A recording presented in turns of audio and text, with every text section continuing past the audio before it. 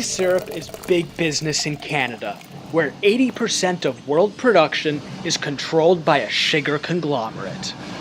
But one producer, a small Canadian tribe, is using innovative technology to produce a sweeter syrup. I boarded a Canadian-bound clipper, followed the coastline north, and pedaled to learn about maple syrup production.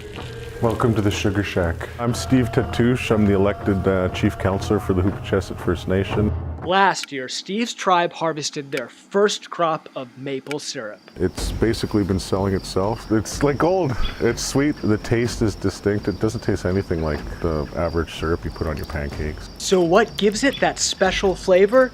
Whereas traditional syrup is produced from sugar maples, Steve's syrup is made from the Bigleaf maple, a previously untapped variety.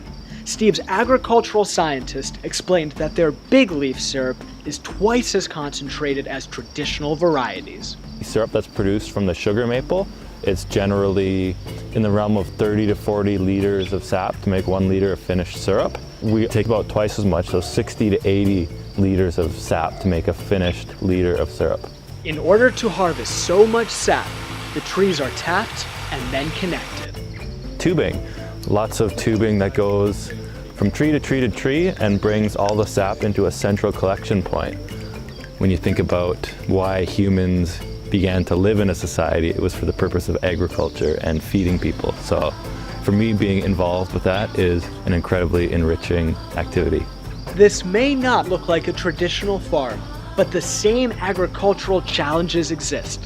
From weather, we need to have a freeze and a thaw cycle, to pests. We've definitely had some bear damage on our lines, teeth marks that have actually broken into one of our main lines. Over the summer, we noticed a mama bear with 2 cubs coming and picking berries across from us, so we decided to take an early lunch that day.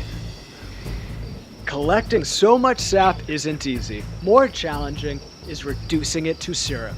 The reverse osmosis machine works by forcing the sap through a membrane, which concentrates the sap and takes out the water, so it requires less time to boil when we bring it to our evaporator. It boils down the sap into our finished syrup product. It's such a neat business. I don't think there's an end to it. We can keep expanding until there's just nothing left to expand. And it's not like there's a shortage of trees in the valley. I don't see where it'll end. I don't think it'll ever end. So we're not a huge nation, but we do big things.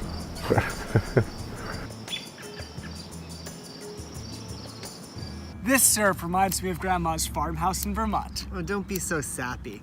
I didn't ride all the way to Canada so I could eat frozen waffles. Looks good to me. Hey. Well, thanks for riding with us. And see you in the fields ahead.